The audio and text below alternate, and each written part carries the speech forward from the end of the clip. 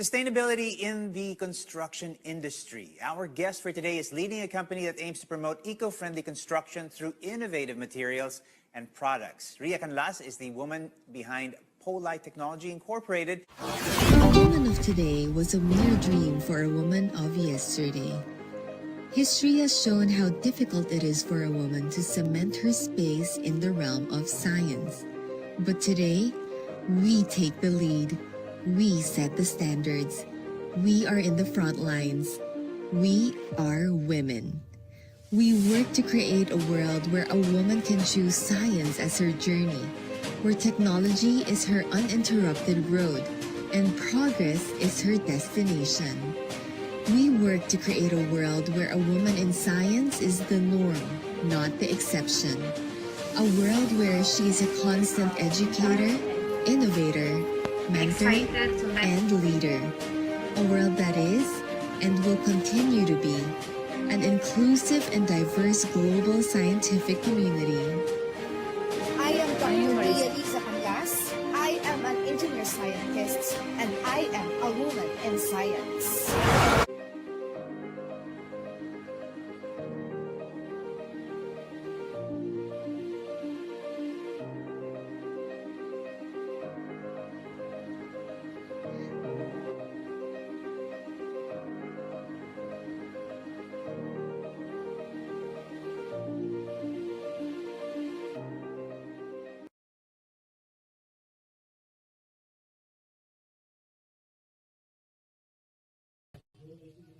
Hello everyone, I am Gabrielle Ongjoco and I will be with you for tonight as your co-host. I describe myself as the Mediocre writer from National University, Manila.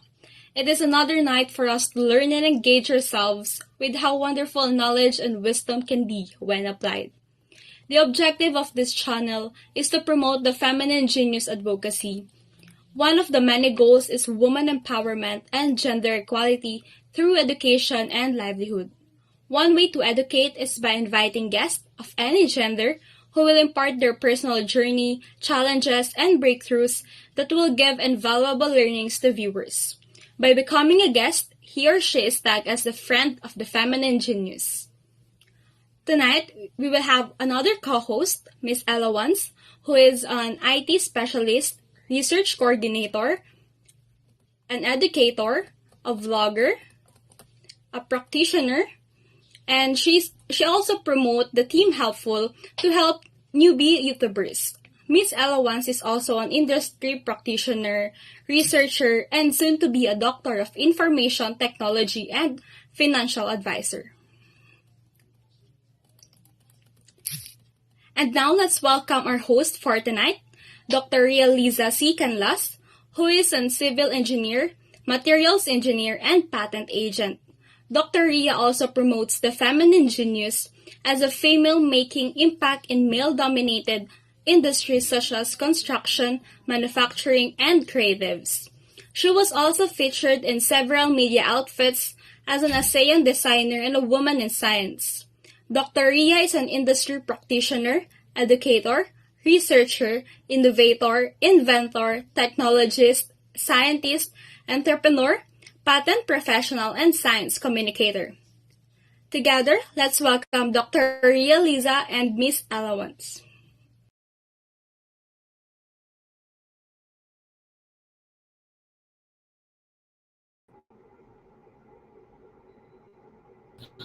Good evening, Ma'am Ria.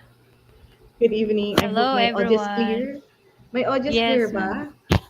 Alright, medyo Yes, ngarag ako ma'am. this day. Okay. So, hello everyone. Good evening and welcome to my channel, Dr. Ria Liza. And of course, I'm always at your service.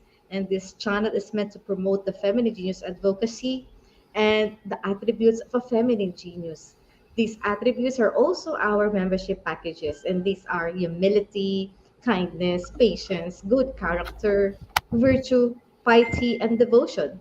And as a feminine genius, I spread lessons by featuring people from my network of any gender to share their personal journeys, their challenges, and their breakthroughs. Because we believe that listening to other people's stories is called humility and sharing is called generosity. we are somehow influenced by the lives of other people that we can apply in our own selves. Remember, life is short. Let us live our lives to the fullest.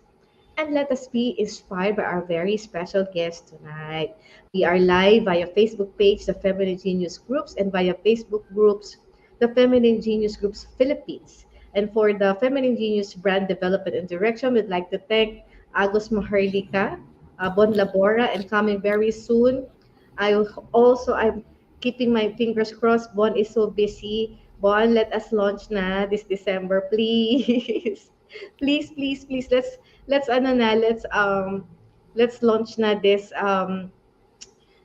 December, and I hope that with Anne as the co-author of the Feminine Genius Meets book, where each of our guests is featured in one chapter of this book. Kasi ang ganda kasi ng mga ano nito, ng mga what you call this graphic, no? Yun yung ano Ella, yun yung parang gift namin sa lahat ng guests, yung magandang graphic design na magagamit nila uh, kahit saan. Alright? So we do hope that we can launch at least the first 3 books by December. Hi, Ella. Hello, Doc Ria. Good evening. Mukha namang hindi ngarag, hindi obvious. Ayan, I would like to shout out by the way, no, all of the viewers of Dr. Ria Liza out there na nasa Facebook. I hope so na you can transfer here in the YouTube channel of our host, Dr. Ria Liza. All you have to do is search in the YouTube the name of our host, Dr. Ria Liza, and then please don't forget to shout out po your name in the live chat or comment section so that I can include your name in the attendance portion tonight. Kasi your shout out will serve as your attendance, and this attendance will be your entry on the grand raffle po this coming December. So, sang tumbling na lang, Ella, diba? Next oo. year na po yan. Singit lang Yes, ako, ma'am. we Yeah. have Dottie Daughter, yung naging guest natin si JR, Oh, remember? napaka-pretty. Yes, Siya ma'am. yung naging guest natin last time. Hi, the ever supportive Friend. friend at co-member ng colleague ng ating guest later. Ayan. Yeah. Hello, Ma'am Josephine. You're so pretty. Shout out po sa inyo dyan. Ayan. Thank you po. Good luck daw po on your interview. Erickberth. Ayan. So, good luck po sa guest doon ni Ma'am Ria. So, ayan. I would like to shout out by the way, Ma'am Ria, no, that to those who are not yet member of your channel, this is the right time na po to be a member of the Feminine Genius. Kasi, na-mention po ni Ma'am Ria kanina a while ago that talagang ilo-launch na po niya ang book. So, sana po magpa-member na po tayo kasi malay natin 'no, on January, ayan, magkakaroon po ng mga, pa-livelihood activities po ang ating host. So, I hope that, mapapanood po natin ang kanyang, mga videos po na in 1 to 3 minutes only para makapagpa-member po tayo. So, after watching po 1 to 3 minutes of her video, at the bottom of her video may makikita po tayong join button there. Click on that and then, um, magiging member na po kayo. You can select ano pong, perks ang pipiliin natin para maging member po tayo. So, sa halagang ₱49 po, ayan, magiging member ka na ng The Feminine Genius. And it doesn't mean 'no na, baka sabihin ninyo na yung exclusive lang ito para sa mga, matatalino, no. 'Pag sinabing Feminine Genius po, humility po na character ang nire-represent nito. And ayan, marami po kayong mga characters na makikita 'no. Yung characters po ng The Feminine Genius, very humble po yan. Makikita nyo dyan, humility, uh, piety, and devotion. And then, meron ding ano dyan, meron pong virtue. Ayan. So, marami po pong mga options. So, all you have to do is click on the join button and then select the perks kung ano po ang swak po sa personality ninyo. So, again, what are you waiting for, no? I'm inviting everyone to share the link of our host, post the link of Dr. Ria Liza into your Facebook wall so that marami pa pong mga friendship po natin ang makaka-discover sa ating host. Ayan, so hello Ma'am Josephine. Ayan. Shout out po kay Sis Tiffany World. Ayan, thank you for that, my dear Tiffany World, sabi ni Nightbot. Ayan, thank you din kay Nightbot pala, no? Talagang napakasipag niya dyan mag-reply sa mga, what do you call this, yung mga supporters po ng ating host. Ayan, so, please invite po Team Helpful Sis Chofi. Hopefully, they can support also Dr. Ria Liza, and shout out po kay Sis Chichay Channel, no? Alright, so I hope hindi ako masakit sa eyes ninyo, no? Parang on my side nagbi-blink-blink ako. Tama ba? Nagbi-blink-blink ba ako sa inyo? Ayan. So, I would like also to announce, no, that later we'll be having yeah, nagbi-blink-blink ako dito sa aking sariling ano. So, hindi naman pala. Okay po. Um, Again, I would like to announce that later we'll be having a short game and have fun with our guests. And it's a Pinoy Henyo game. So we will ask the viewers to guess 5 significant words that our guest mentioned during the presentation. So, may mga cum laude po tayo dito na mahilig mag-notes. So, yun, kapag masipag po kayong mag-notes, no, at nakinig ng maigi sa ating guests, malamang makakasagot po kayo. So, again, there will be GCash prizes, no, to be given to those winners po. And, of course, the amount will be based on the number of viewers. So, again, please invite your friends to watch the live streaming of our host every Saturdays 9 p.m. to 12 midnight. So Dr. Ria Liza has been going live every Saturdays po. And today is our episode 110. Ayan, congrats po to our host, no, na narating niya itong ganitong kahabang episodes and counting. So, please don't forget to, of course, subscribe our host, Dr. Ria Liza.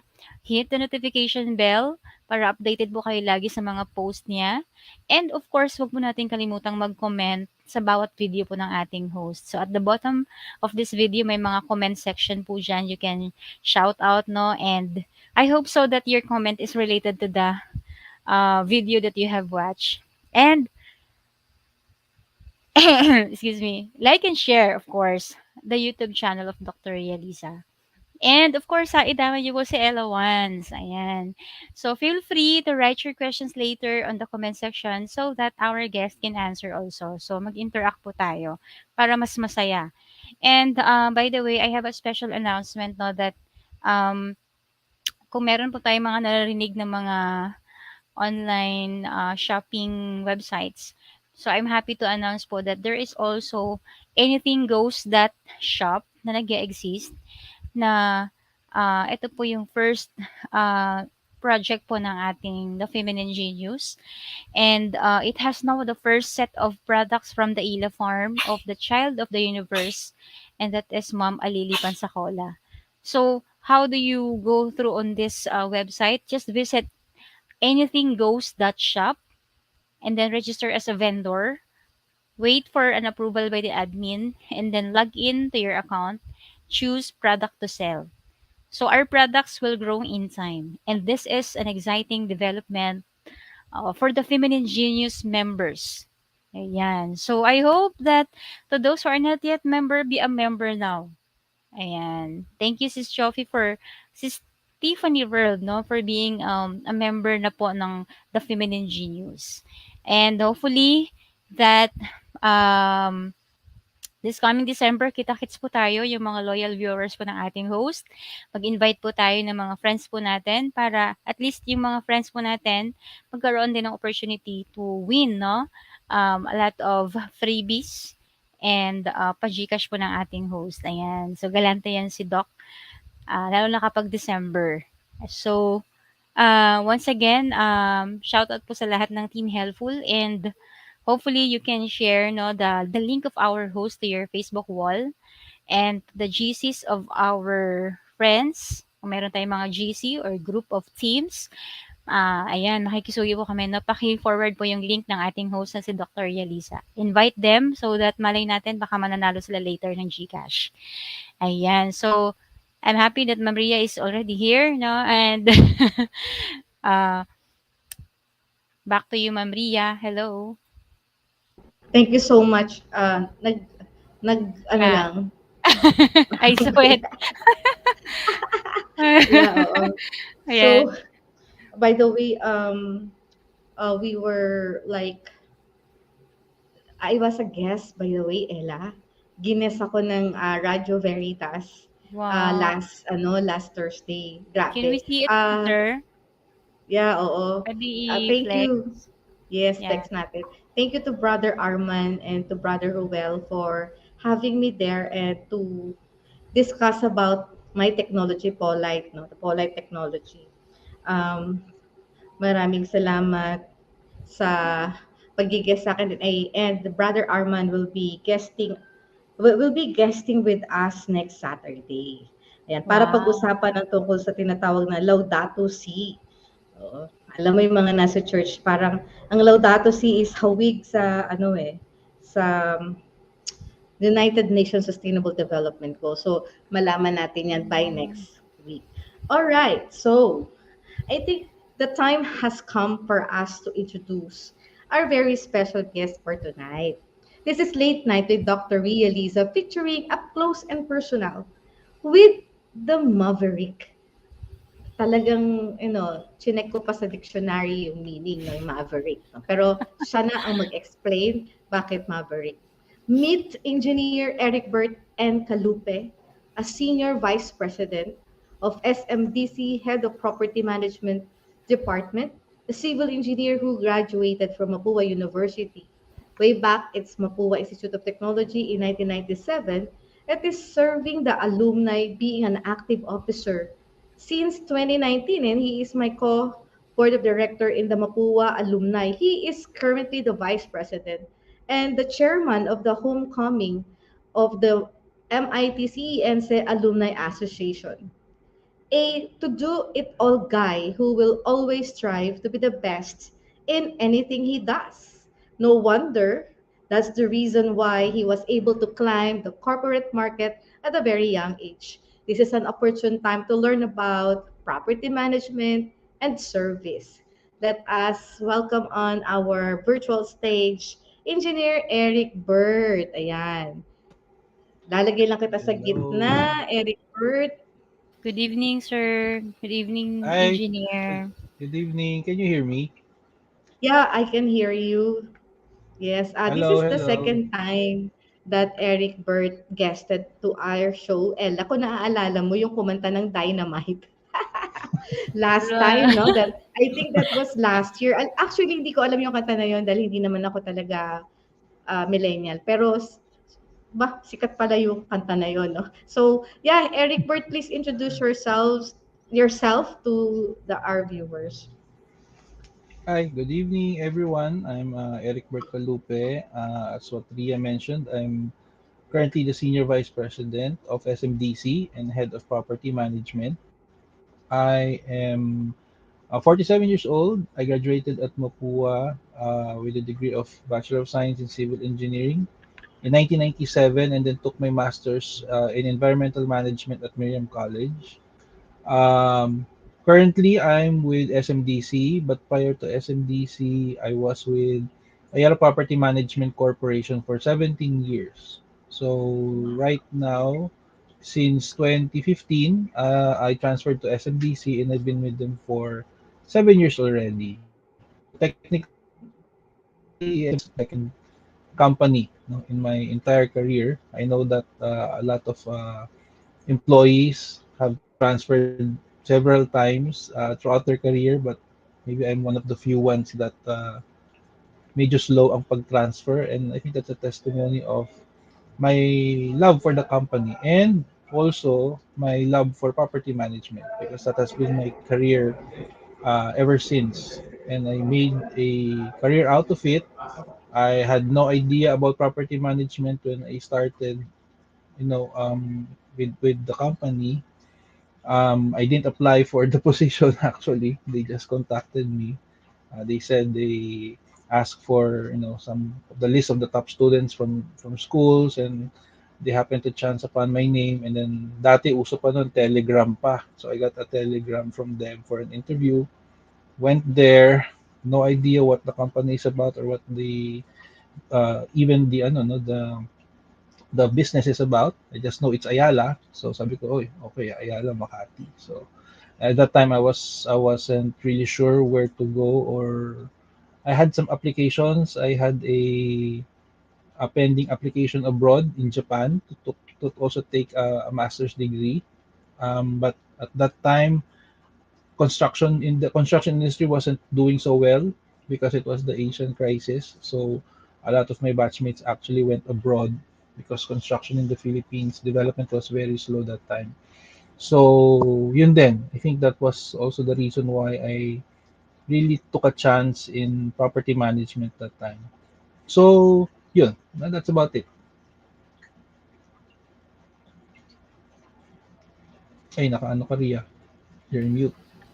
That's nice to note na in your entire life, being 47 years old, kumbaga sa dalawa lang ang naging employer mo. And, Mhm. sometimes employers are really looking at how fast nagpapalit ng trabaho isang tao para mga millennials ngayon eh. Parang ahas na lang kung Correct. magpalit ng trabaho. But Totoo hindi yan. nila gusto, Oo. nagpapalit. So, ibig sabihin, not just because of the loyalty that you have to the company, perhaps, Erickberth, you are also a resilient, very resilient employee. Well, yeah, I guess kasi in what I realized in property management is that it's really not for everyone. In the industry, we always say that it is actually a vocation to be a property manager. It's not really Oh. just about doing the work, because it's an entirely different animal when you look at property management. It's not easy to go to work, have your plans laid out for the day, only to realize at the end of the day that the plan that you did, wasn't you were not able to do it. Not because you did not do anything, but because of the many different problems that comes throughout the day. Plus, you get shouted at, you get ridiculed, you get blamed for something that you don't have any control over. Ano yun? It's a test of patience and really just not taking it too seriously, because if you do, maano ka mababaliw ka talaga, and you'll get frustrated and you'll get upset. So it's really not for everyone. Ako, when I do interviews now, I really look at more than the academics. It's really kasi right now when sa HR, when they apply, they have like meron silang test, no, na ginagawa. So psychological test. That's what we look for more than the academics. Of course, it always helps, no, but when let's say two applicants are applying and both of them are good academically, then we look at the psychological exam, and that's where you'll find some concerns, no, in the application. So yeah, yung very important yung pagiging resilient, yung pagiging patient, and pagiging understanding.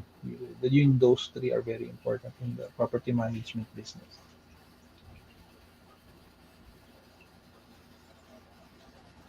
Ayan. So, medyo nawala lang si Ma'am Ria. So, sir, I would like Mhm. to clarify on your part, no, what is Ah, really property management and mhm. what are the scope of work included for being a property manager? Okay. Ang property management, actually, it's composed of several different scopes. Most of the time, it's interchanged with facilities management. I'm sure you also hear about facilities management. Facilities management is just a component of property management. So when you talk of property management, basically you can divide it into two major items. First is the non-revenue scope, and the second is the scope or revenue scope. Yung non-revenue, yun yung facilities management. Meaning, this Mm. is the particular scope that deals with the maintenance of equipment, maintenance of the building, yung mga repainting works, housekeeping, anything to do with, making sure that the property is well maintained, it's safe and secure to those occupying it. The revenue component naman deals with leasing, may it be commercial leasing or yung tinatawag natin ng mga unit leasing. Ito yung mga Airbnb, long-term, short-term leases. Commercial is of course yung mga commercial spaces natin, mga food outlets, ganyan. Office component also is part of the revenue component because you earn lease from it. So when you combine the two, that becomes property management and I also see. dealing with customers. Well, once you are doing customer facing activities, you now become that becomes a property management. That's the strict meaning of it. In the Philippines, we kind of use it loosely. So basta anything that when you manage a property, you're called a property manager. Very rare nating maririnig yung facilities manager. Most of the time we'll hear it in mga warehouses or mga highly technical facilities. We call it facilities management because pag facilities management, you just deal with maintenance of equipment. Wala siyang revenue component. So in a nutshell, yun siya. And joking aside, sometimes they call it the parang glorified katulong daw ang property manager. Um, ano siya eh. Kasi nga if you look at it and you look at the details, parang you manage the development or the property. So it's very similar to how a maid does it or a helper does it in the house. But of course, very different because dito you deal with so many other things, equipment, permits, licenses. So a lot of these things are included in the work. And that's also why important din na technical yung property manager.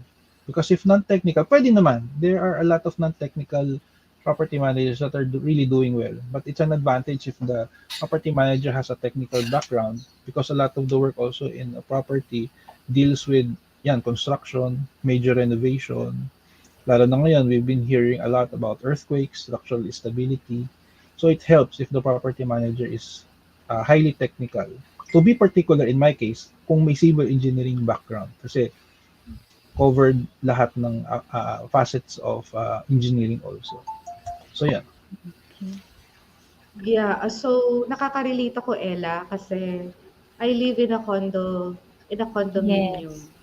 And alam ko yung, mamaya siguro marami sa atin ikikwento si Erickberth na mga challenges, no? Although nagpapatikim na siya ng mga challenges ngayon. Interesting sa mga kapitbahay ko yung topic na ito. In fact, matagal nila akong kinukulit na, di ba mag-member ka Ng board. mag-guest ka. Hindi, mag-guest ka ng Ah, ng expert sa okay. property management. Oo, kasi we are pagkaiba kasi point of view no Erickberth, syempre may iba yung user or yung naka-stay doon sa unit, and then merong awayan na nangyayari between the property managers and the unit owners, no? Katulad kami, we've been dealing with this in the last several years. Pero I really salute you for being that resilient. Para rin yan, Erickberth, call center agent, no? Yung parang ganun din yung namumura ka or minsan utos-utusan ka or something, no, where hindi naman talaga tama. Pero well, that's part of being strong and tough. So I just couldn't imagine gaano kahaba yung iyong pasensya.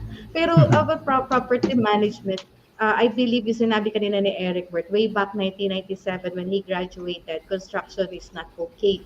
Actually, yung tinatawag na bearish economy in construction, that started, Erickberth, about sa revolution, no, 1990 pa, and then bring out hanggang sa nakarating do sa mga siguro 10 years nga yan, no, na nagkaroon ng laylo nung pagdating sa construction. And I believe also a lot of people now go to project management. Now, meron bang Erickberth, meron bang board exam diyan? Kasi parang what is this board exam na parang related sa property management? Actually, right now, wala pa talagang board exam that you have to take to be a property manager. If you compare the property management industry in the Philippines, it is still, I would say, very young pa yung ating industry because unlike in other countries, we still don't have any parang government arm that looks over the property management industry. It's highly independent based on the developer. That's why there are still a lot of fly-by-night property management companies that are really not doing well, no? And they, yes, they may be cheaper than, let's say, us na professionally managed, but in the end, the facilities or the properties that they manage really are not well maintained. So actually yun yung isa sa ano eh, sabi ko nga noon when I want to take MBA and then focus on property management and then professionalize it. Yun yung isang iniisip ko na sana magawa. No, kasi nga it's not yet at that stage. So, kumbaga, wala ring nag-guide in terms of legal item pagdating sa property manager. Sometimes may mga property managers din na na-abuse uh, without the proper legal advice. And vice versa, may mga properties din na na-abuse ng property management companies na fly-by-night because walang regulation eh. We do follow the condominium corporation code or the SEC guidelines, but that's basically it. Hindi siya yung tulad ng, for example, tayo, engineers, meron tayong guidelines no, na specific. Sa property management, wala pa. In other countries, they do have that. Even the fees are dictated or meron niyang guidelines. So para hindi naman malugi ang property management company and hindi rin naman sobrang ma-charge ang condominium corporation. So meron niyang sa ibang bansa, may ganung policy making body. So sa atin wala pa yon. So in terms of exam, wala rin. Now, anyone that's a college degree holder, or actually kahit hindi nga college degree holder, technically pwede kang maging property manager. It's now up to the companies to have their own guidelines on hiring. But let's say as a license, wala pa. Wala pang licensing ang property manager. Yeah. Ella, ito connected doon sa ginagawa nating study funded by the Commission on Higher Education, yung tinatawag na roadmap, no? Kaya pala hindi natin nakikita yung property management as part of the Philippine priority roadmap. It's because walang masyadong existence of professional and industry organization. Kasi yung roadmap ng Pilipinas, pinaprioritize nila kapag meron very strong group of people that are uniting themselves, no? So that's the reason why dapat siguro Erickberth, maybe you can, be the person who kick off that kind of move in the Philippines, no? Di ba? Yeah. Well, he's one nga, of your legacy. Yeah. Actually, yun yung plan ko when I wanted to take the MBA nga, then I'll make it my thesis na yun yung gagawin kong thesis ko sana. Who knows? Malay mo, magawa pa naman yun. But it would really help the industry a lot if it will be professionalized and will have certain policies that will guide both the client and the property management company as well. Para rin at the end of the day kasi, if the property management company does well, it also elevates the real estate industry of the country. So safety will also be included, structural stability will also be included. So kumbaga we will elevate the industry ng ano yun. Kasi once the property has been developed, it's really up to the property managers to take care of it. And if the developer is the type that will just leave it to the property manager or even the condominium corporation, then you have to make sure you'll be lucky if the property manager is a very responsible one. Otherwise, you'll just waste your money in that condominium development. So marami nang ganun nangyari na napabayaan yung property. So sayang yung It's investment. true, yeah. I believe kasi you know what, Erickberth, in the long fight that the condominium units are doing presently, hindi talaga nila alam sa sila lalapit. It's because tama ka, ngayon ko lang nalaman, wala pala talagang parang walang central body that regulates it.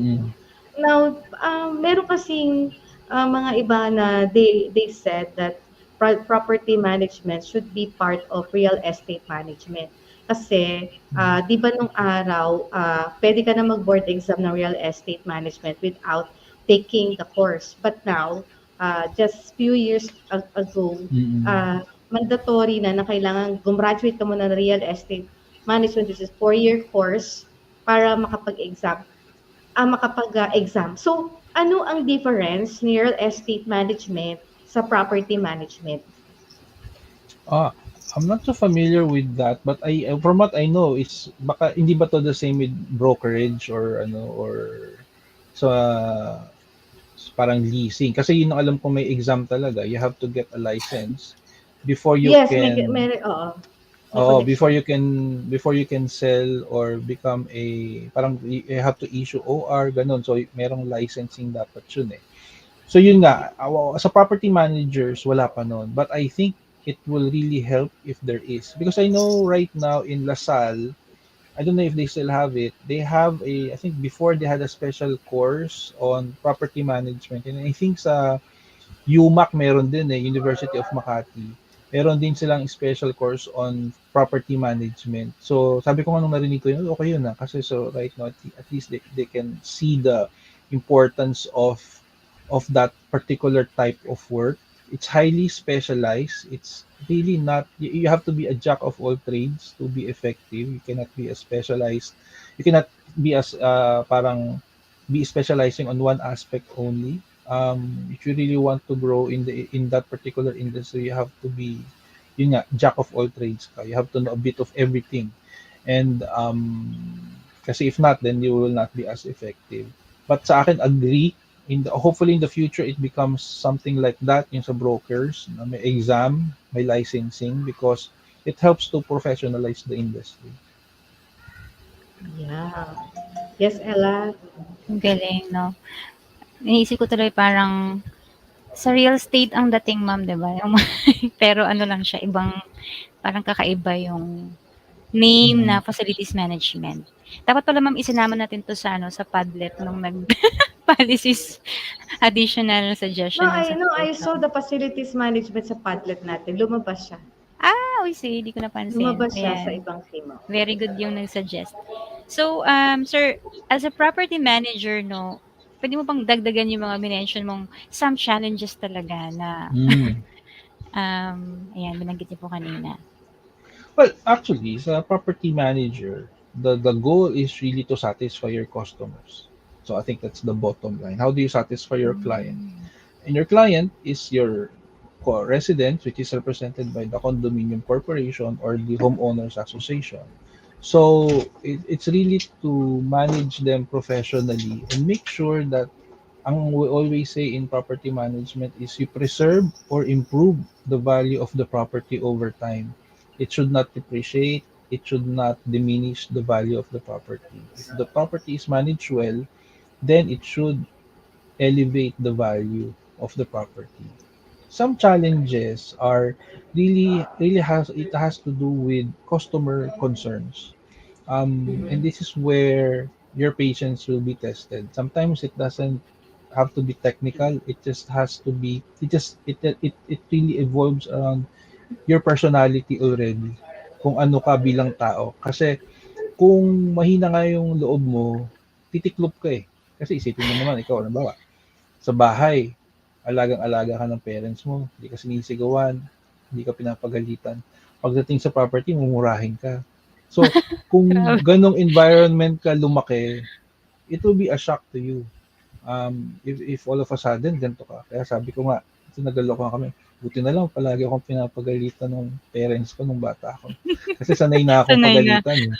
So, hindi na iba sa akin yung pagalitan ako ng residente kasi sanay na ako. But yun nga, joking aside, if you're not used to that kind of environment, yun nga, sabi namin, to be effective also, fake it till you make it. Ibig sabihin, hindi ka magsisinungaling, but you just have to make sure that if someone is shouting at you always have to remember that they're not shouting at you per se. They're shouting or they're mad because of the situation. So it's a mindset thing. Mindset. Of course, iba talaga pag ikaw na yung minumura, no? Diretso sa'yo. But sometimes yung ibang resident, they just do it to express themselves because they're really frustrated. And we always say, in every complaint, may it be exaggerated or not, there's always truth behind it na ina-exage lang niya. But you always have to go deep and ask, bakit nga ba siya nagagalit? And you'll find out na there is a reason why. It may not be exactly the way he mentioned it. Yun nga, minsan na-exage, but there is a reason why. And we will learn from it. You know? So, yun na yun. But it comes with age. It comes with the experience. So, umpisa, mahirap talaga yun. Kahit ako when I was started with Ayala nun, I started with the mall sa Glorieta. I get frustrated if there are customers or merchants that would ask some ridiculous things, no, na parang, sigurado ka? Ano, na, but you just have to understand them. Yung palaging minimension ng boss ko sa akin, I have to understand them and don't be affected because hindi naman siya galit talaga sa'yo eh. Galit siya sa sitwasyon. It's what's happening. Just so happen, ikaw yung nandyan, so ikaw yung kausap niya. Now, to make you effective, find a way to make them calm so that you'll understand more where they're coming from. So yun. Kaya nga nagiging psychological na siya in the long run actually. It doesn't Oo, become parang ganun nga technical po. anymore. At now, sabi Mm. ko nga, nagiging ano na siya. How do you na? Kaya ako, I think in the many years that I've been with property management, I'm very good at looking at people Psychology. and really no na ito ganito tong tao na to, alam ko na to. Psychologist na si Kasi sir. sa, sa dami ng nakakausap mo araw-araw, alam mo na eh. Alam mo na paano siya atakihin. Konting may sabihin lang siya, alam mo na ganito siya. And most of the time, it's almost always correct. So, naging skill na siya because of the Wow. many years of being in the industry. Yung ano 'no, nung isang araw, nandun kami sa university and then we are discussing about customer is always right because of the Filipino mentality on Mm. that 'no. Example namin dito Erickberth yung kung napanood yung dalawa, yung Jollibee manager na Mm. sinigaw-sigawan. Napanood niyo Mm. ba yun sa TikTok? Yes. Oo. Yes. Parang lahat tayo nakapanood. Actually, yung mga kausap ko, akala ko din nila panood. Lahat kami nakapanood, no? May mga Wow. version daw na bago, ano eh. Meron, hindi na nila nakikita yung lalaking nagsisigaw kasi nilagyan na ng smiley. Pero yung mga unang version, nakikita pa natin kung sino, no? Sigaw siya ng Uh, sigaw. At yung sagot ng manager, di ba? Talagang mm. very, ano siya, very calm. I mean, have you Yes. Yes. encountered such? Oo, in my almost ano na ako eh, ilang years na ako sa Grabe. property man, almost 25 years na ako. Oo, I've encountered a lot of different types of customers. Some ranging from sane to insane concerns. Ano siya, Same to insane. verging on ano na actually hindi na pala verging. Some are really crazy, no? And ganun nga, you have to find a way. Actually, to be honest, mas mahirap pang i-deal yung sane na concerns concerns coming from sane people. Because dun sa medyo insane, minsan sasakyan mo lang sila. Aano na sila eh. Aayos na sila eh. Yung alam mo namang medyo crazy yung hinihingi, pero medyo sakyan mo lang siya, okay na siya eh. Ang mahirap, yung matino mag-isip, pero namamaluktot ng truth. That one, it's really hard to talk to those kinds of people because they think they're better than you. They think they know better or they know more. They think they're probably richer than you because ikaw nga nagsaserve sa kanila. So yun yung mas mahirap i-deal actually because Mm. matino sila mag-isip eh. Medyo gago lang talaga. So yun May yung yabang. Oo, yun yung Mayabang. mahirap i-deal with. So, pag gano'n, may mga ways kami on how to deal with those kinds of people is that you find a common ground. This is the one thing I've learned from my boss in Ayala. Find the common ground that you guys will be able to talk about. Something that it may be a school, it may be a May course, natutunan ako dun. it may be someone you know, someone common that you know. I remember my boss in Glorieta, there was an irate foreigner. I think he's from Australia. He was complaining on something. And then we met this guy, and my boss was talking to him. I found out he was from Australia. And then my boss said, you know, I've been to Australia. Well, where do you live? Sabi niya, I think he mentioned something, Perth or Brisbane.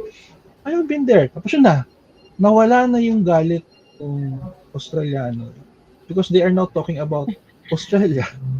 So, Yeah. then it Yung ended up, iba, so of course, at the end of the day, it went back to the concert and they were able to settle amicably. So sabi ko, okay, ang galing nun ha. So that's the advantage. Sabi niya, but of course, it takes time. It takes experience. It comes with age. In the beginning, mahirap. That's why you need someone senior to guide you. But yun yung something that I will never forget. Then that's something that I've used always, all the time, if there's an irate customer. Just recently, there's a major complainant in one of our properties. I think he found out that I play golf, Ria, sa CE. And andun pala siya. CE graduate pala siya ng Mapua. So, Oh. ngayon parang nakikipag-friends na siya sa akin. Eh dati galit na galit siya sa dun sa property management nung property manager nung building na yun. So, it really helps. Yeah, if there's something common between the two of you, it helps a lot because yun nga nagkakaroon kayo ng parang understanding na ito pala mapuan pala to. So may ano talaga siya, may effect talaga siya. So it really happens yung sisigawan ka or yung very unreasonable, but yun nga it's very hard lalo na sa sa mga bata today because they're not used to that kind of environment. So it's very hard to especially right now to get a property manager yung mga millennial because sa kanila hindi ano yun there's always a Hindi better option acceptable. than this one. Yes. Oo. So that's the challenge now. I like the way na you said, no, yung common ground. Ayan, Ella, ha? Mm. Natuto na Yung tayo. natu Mm. Natuto na tayo, no? So kapag meron tayo palang ganun na mga miscommunication or nahihirapan ka na, paano mo ba ito sasagutin? Always find a yeah. common ground. That's nice, ha? Yeah, Plus totoo if yung I may sinasabi. if I may add it kasi I think most sa mga Filipinos very ano tayo 'di ba? Very non-confrontational tayo. So sometimes pag ganyan, we don't want to talk to that person. But Yeah, ako I madalas po. learned again in the property management industry, you have to swallow that bitter pill and you have to talk to them because more often than not, things will be better if you talk to them. They always appreciate seeing someone parang they know the face behind the name na they know that this person will assist me or help me. Sometimes it's just what they need. They really don't need to have the problem solved, but they just need someone to talk to. Parang ano rin, parang normal na ano rin sitwasyon, 'di ba? Kung may problema, gusto mo may kausap. So sometimes parang ganun lang sila.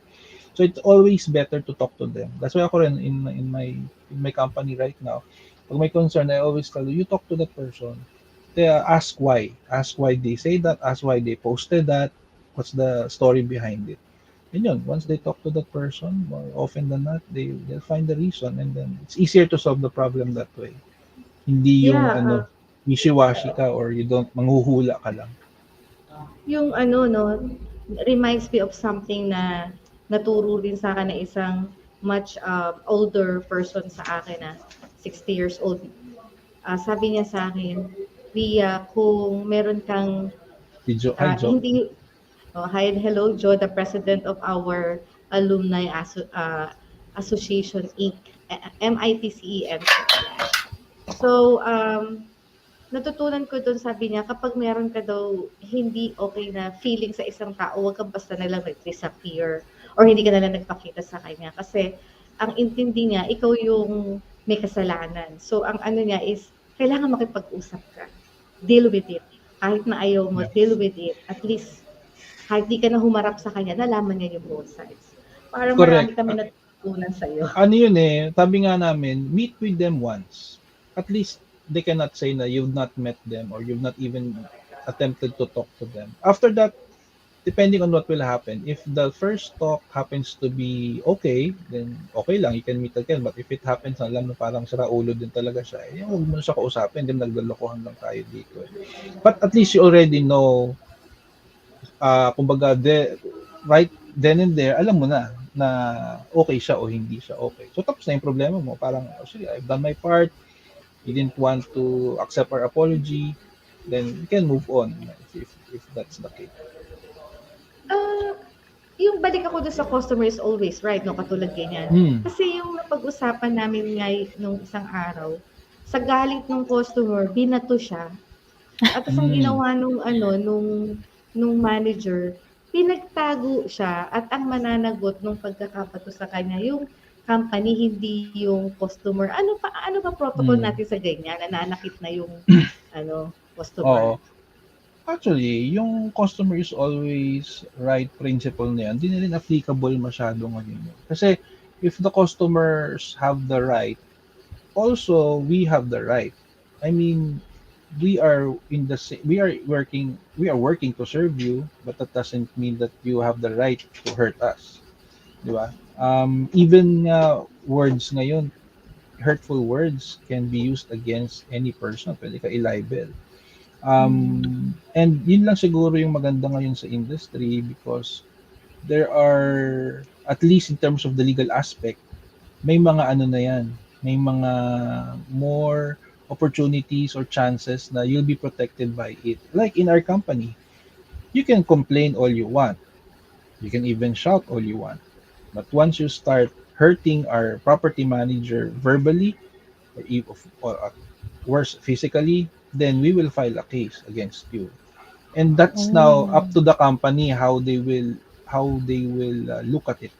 There are companies na papabayaan lang, but in our case, no. We really protect our employees. If they're in the right, we will assist them. We will give them legal assistance. Very sometimes, ilang beses na rin kami ganun. We filed a case against a customer because yun nga, may ano, either nagsinungaling siya or they posted something that's not true. Finaila namin ng case yung residente na yun. So there are ways. Hindi pwedeng You're kakahimik saying, na lang Eric tayo. Bird, yung nag-post na siya sa social media, meaning nilapas niya na nakakasira sa Hmm, ah, reputation. Yan. correct. Worth ano na yan. Yes. Pwede Worth na yon. i-demand. And even sa admin office, let's say nagwala siya doon or yung mga sinabi siyang hurtful words, yun matatake pa natin yung mga hurtful words, they're just words anyway. But once they start hurting, kasi may ganun din, nananakit din talaga yung nambabato or um, Mm. nanunulak, pwede na yun. Physical injury na yun eh. So pwede na siyang file ng case. And I think that's the one good thing happening now. Kasi nga yung customer is always right notion or principle before was it's very ano yun eh, parang ginagawang totoo talaga yan eh. So kahit manakit yung customer, okay lang yan, trabaho nila yan eh, pinapasweldo namin sila. Ngayon, hindi na pwede yun. Hindi na pwede ganun. They have, kaya in our admin offices, if you have a chance to go there, you always see a sign to always treat them with respect.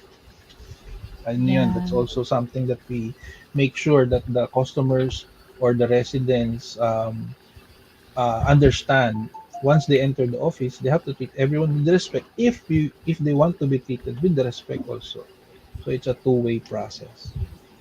Aya, Eric Galing. Bird, curious lang ako. Kung may sane and insane customer, meron ding sane and insane property manager. Oh, naman, definitely. Ano rin yan? That's a reality also. That's why we have to be very careful also with the property managers that we get. Of course, during interviews, they put their best foot forward. But in the long run, lalabas din yung katotohanan. Marami na kaming napaalis because they did illegal things. A property manager is very powerful. They are the ruler in a property. So they can really do anything they want. Imagine, the security guard reports to you, the housekeepers report to you, the maintenance personnel Mm. reports to you. You're the boss of the development. So if you want to do something stupid, talaga makakagawa ka. And most of the time, pera yan. Mga nag-uuwi ng collection or Yeah. nangongolek, lalo na ngayon, iba sa Chinese, they take advantage of the Chinese. Minsan, kinokotongan nila. May mga ganun, may mga, o para lang makapasok ng property, sisingilin nila ng something. So, we also have to be very careful. That's why we do background investigation of our property managers. So, some of them have existing cases already in other companies. Nalalaman namin agad yun pag ano. So, it goes Pero both ways. Definitely, meron ding sila ulong property manager. kung babalik na rin natin, Eric Bird, ikaw yung customer, ano sa tingin mo ang mga foul na gawain or practice ng property management office kung ikaw ay customer? Sa akin, it will always be a turn off if they don't get back or give me feedback regarding my concern. Kasi that's the least that I expect from the property manager is to give me feedback on, especially if it's a complaint that I gave them. And the feedback doesn't have to be na tapos na po yung problem. It just has to be we're doing something about it. we're doing something about it. Give us, let's say, 1 week to complete it. So yun din yung what we always say to our property manager. It's a mortal sin not to give any feedback to your customer because that's the least we can tell them, especially if the problem can't be solved immediately or can't be solved at all. They have to know. Huwag na nating paasahin. You tell them, we cannot solve the problem. Or, it's not our problem to solve. You have to tell them outright because kundi, they will expect you to resolve it. So you have to tell them ahead of time na, yun nga, the importance of being transparent and upfront. Tell them if you are, one, if it's our scope. If it's not our scope, you tell them. Kasi hodang magalit siya. But at I least they know see. that we told them that that's not our problem. It's your problem, but we will assist you. So palaging ganun, hindi siya totally shut down, but we will assist you. I But there's see. a question from our dear president. Naging guest na rin natin siya, Ella. So, Yeah, si hi Sir si Jose Sir Paul. Fernandez. How do you handle unnecessary complaints without offending your client? Yun nga, I think Ayun. I mentioned earlier, it's important that you talk to them upfront. I'll tell them that yun nga, if a complaint is raised, let's be specific. Let's say may tumulo sa unit mo, at syempre magko-complain ka sa property management company. You will entertain them. Upon knowing that the problem came from the unit above, kasi if the problem comes from the unit above, then that now becomes a problem of the owner above. The condo corp technically is not should not be part of that. But as responsible property manager, you'll help coordinate to them. But sometimes it becomes really frustrating to the unit affected to the point na they will be upset with the property management office because they feel that you should be the one dealing with this. Where in reality, it shouldn't be us. You talk to the owner about directly, but we can assist you. We can set up a meeting with you, talk to each other. Your insurance companies can talk to each other to settle the issue. So, yun nga, I think bottom line is you have to be upfront to them Front. as soon as possible because if not in our industry, if you don't close one problem next week or tomorrow, there will be another problem and mapapatungan na siya. So the sooner you close one problem, the better for you because you can now move to the next problem. But yun nga it's always best to talk to the complainant so they know your side of the story and they know what you'll do about it. Erickberth, yung non-posting or not giving your tenants financial reports every year, is that a mortal sin?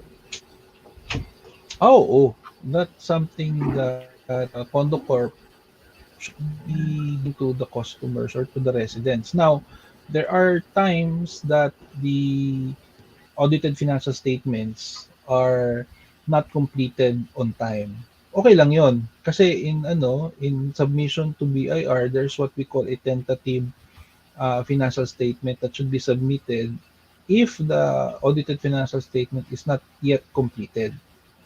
So, kung hindi pa siya tapos, you should at least submit a tentative financial statement. And that financial statement may be investigated or checked by the owners. So, yun yung isang right naman ng owner is they can check the document of the condominium corporation. They can check, but getting a copy will be a different story. But they can always go to the property management office to check the documents. Any document, kung may time siya, mag-check siya ng financial statements, kung ano yung mga ginastos nung month na yon. Technically, they can do it if they have the time. So, but getting a copy, hindi agad-agad yun. It has to go through some legal. Kasi, una, why do you need a copy? What for? So, medyo, that will be thoroughly investigated or thoroughly checked as to why you need a copy. But checking it in the office, pwede yun. The financial statement, actually, dapat may monthly financial statement sila ang condominium corporation because monthly they submit Monthly pa reports. pala. Oh. Oo, kasi may may submission sila sa tax eh. So, they should really have a financial report to know kumbaga kung when they report to BIR. So, dapat talaga monthly yun. Eto pa, Erickberth, may isa. Pasensya na, ang dami kong tanong. Yung Mm. Kung gusto mo na magpa-repainting ng ano, ng iyong condo, sinong sasagot Hmm, mo? yung sa loob ng unit? Yung labas, yung Ah, exterior. yung sa Kung labas, condo corp yun. Oo. But of course, the funds come from the members as well. So, pag repainting, that's a major work. So, unless the condominium corporation has if unless they have enough funds otherwise, and most of the time the condominium corporation can ask for a special assessment from the members. So ibig sabihin it's a one time project, pero dahil wala silang funds to do it, kasi ang repainting mahal yan, no? Million yan. If they don't have enough funds, they can ask from the members a special assessment. So it's a one-time fee charge to each member, divided where the cost is divided based on the square meter uh, owned by the owner, based on the square meters of the unit, unit owned by the member. yes. May nakita ka na bang ano, condo unit na naka 50 years old na? 50 years old. Meron na sa Makati. Alam ko meron na sa Makati yung nasa may kanto dun. Meron na. Okay. So, kasi 'di ba the notion that condos are only good for 50 years. 50 years. After 50 years talaga, kasi yun yung normal na parang life of the condominium corporation. Ibig sabihin yung association itself is for 50 years talaga ang ano niya, ang standard. After na they have to renew. But meron din tayo sa engineering na ang life of a building or a condominium is parang ganun din, 50 years. So after 50 years, there has to be major renovation or retrofitting to be done in the building to make sure that it's still structurally stable. Actually, right now, I don't know if every LGU does it, but in Makati, they require actually an annual structural certificate from the building. So you need to ask a structural certificate from the structural engineer, the original structural engineer of the property, for them to grant you a building permit. I think some of the LGUs are adopting that already. In light also of what happened to the Miami condo. Remember that? Sa Miami, yung biglang nag-collapse na lang na condominium. I think that was last year or 2 years ago. So, marami na ring additional legal requirements na hinihingi ngayon. But yung isa na 50 years na yung life ng condominium, after that, decision na ng condominium corporation yun if they want to renew the condominium corporation or divide the property equally to the members, or decide to tear down the building and build a new one. So technically they can do that after 50 years. Pero parang wala pa ako nakitang gumawa nun sa atin so far. The most is yung parang nagpa-structural renovation or nagpa-structural study, and then yung retrofitting. So dadating pala yung time masyado ng in demand ang retrofitting services. Darating ang time kasi nag-boom ang condominium corporation mga siguro 90s, mga late 90s, ganyan. So, yes. So siguro in the year mga 2050, yan yung magiging in probably mga retrofitting. Mag-prepare tayo ng technology dyan. Si Engineer Cañete ang magiging expert nating guest for retrofitting. May question dito si Daughter, Hi, ang ating kasamahan. What are the examples of risk in property management? Risk in property management is structural. It's always a concern. I think of all the concerns that we have, it's always the structural part that's the scariest for obvious reasons. Of course, kasi let's say mawalan ka ng kuryente, okay lang. Mawalan ka ng tubig, okay pa rin, buhay pa rin yung residente mo. Nasira ka ng elevator, they can use the exits, the fire exits. Pero masiraan ka ng building, that's the scariest part. I think that's a nightmare to all property managers. Ayaw natin mangyari yun na babagsak yung building mo, because that will really be a developer's nightmare actually. And of course, a property management it's nightmare because of alam naman natin ang structure doesn't just happen overnight.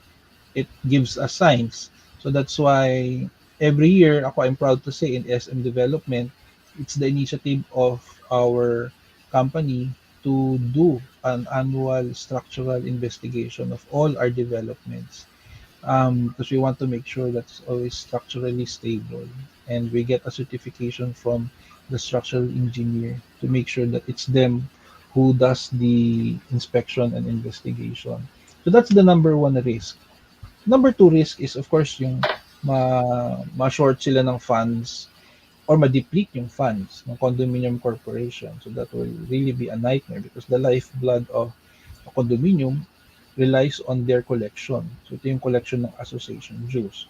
So that's why they have to have a decent amount of collection every month to sustain the life of or to sustain the operations of a condominium corporation. If the collection policies are not in place, then you'll have a problem with your collection, and your condominium will not have any funds to spend for. So if you won't have enough funds, then you will probably cut some security guards. So safety and security will be a concern. You'll cut some housekeeping personnel. So cleanliness will be a concern. Then maintenance personnel, equipment maintenance will be a concern. So lahat yun affected, and you don't want to end up, you know, your property being like one of those shanties, no? In some places in Metro Manila na may building nga pero grabe naman yung itsura because it's not well maintained. So yun yung reason behind the property management concept. Gusgusin yung Really. building. Mm, Um, mm, mm, mm. oo. Pero alam mo, Erickberth, naranasan ko kasi yung nawala ng tubig because may nasira. Okay. Mm, Grabe. Nightmare. oo. How Nightmare about na. pesticides? Pesticides. Hmm. Yeah. Yeah. EPs. Ano yun? That's an Talaga. important, lalo na ngayon, that's becoming an important aspect of operations as well. Because How do you ano yun, deal may pests talaga. uh, Well, we have a regular preventive tawag ito, pest control service provider. So pest that's part control? of the Saan that's part of the ginagawa to condominium. sa ano lang? Sa common area lang ginagawa? Primarily, it's in the common area. There are condominium corporations na they have enough funds, sinasama nila yung unit. Ang challenge lang for on doing that is the units are not always available.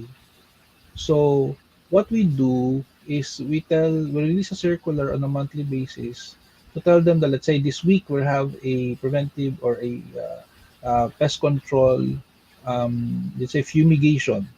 So if you want to do it inside your unit, you just contact us. Parang ganon. Or they can have their own. Actually, that's a concern now because units are complaining na parang may maraming EP halimbawa. And we tell them na, ma'am, nagpa-pest control ba kayo? Hindi. Yun ang problema. Kasi nag-pest control tayo sa common area, naturally, the EPs will fly away. And where will they go? To places where there is no pest On control. the other unit, oh. So sa unit sila papasok. So if you don't maintain your unit or if you don't do pest control, sa'yo pupunta talaga yan. So yun yung learning yun for them. So pag ganun, okay. So yan.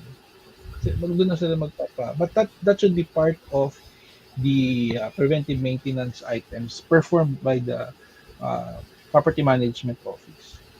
Ito pang isang very scandalous suicide. Ay, pati ano yung Ria, pati anay kasama doon.